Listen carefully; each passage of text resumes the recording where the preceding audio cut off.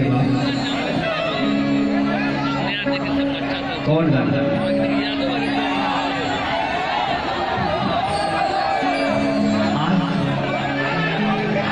बंगलिया के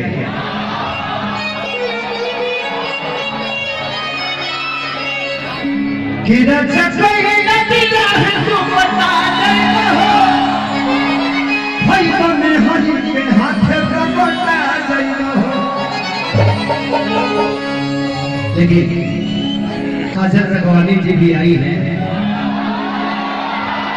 अच्छा, आप लोग काजल रघवानी से कितनी मोहब्बत करते हैं, एक बार ताली और हाला करके बताइए। मैंने उनका से करे लो, हम का खरवास सब हमारा से कितना करे लो, थोड़ा दूर दूर ज्यादा हाई की बात है, हाई की बात है। आई लव यू कि आई सुहाग रत जहिया चल चल करी चल पहिया कि देव मुचुकाई करी हैया और मेरी आंखों अरे भैया माइको मंगाओ ना कि हमारा खूंटा से आए खुला साथी हो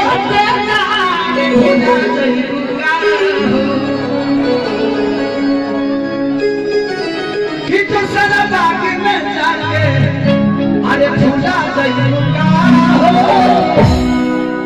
साथी हो भूला जाऊंगा। गाना हमारी ऊपर रिलीज हो गया सारी म्यूजिक वर्ल्ड से, तो जरूर आप लोग सुनिए और इसको ढेर सारी मोहब्बत जिस तरह आप लोगों ने डोली में गोली मार दे को दिया कि तोहरा संगे खिंचाल फोटो फाड़ दे जहिरे आई बारात तोरी डोली में। जिंदगी में हर जो गाना आप सबके लिए गाते हैं, अपना कोई वो जिंदगी नहीं होती। हमारी खुशी आप सबसे है, आप सबकी खुशी के लिए हर वो चीज करते हैं। अन्यथा आप लोग किसी चीज पे मत लीजिएगा, क्योंकि हम अगर कुछ भी करते हैं वो सिर्फ आपके लिए करते हैं, उसमें हमारी कुछ नहीं होती। आपकी खुशी के लिए मरना जिंदगी का संसार है।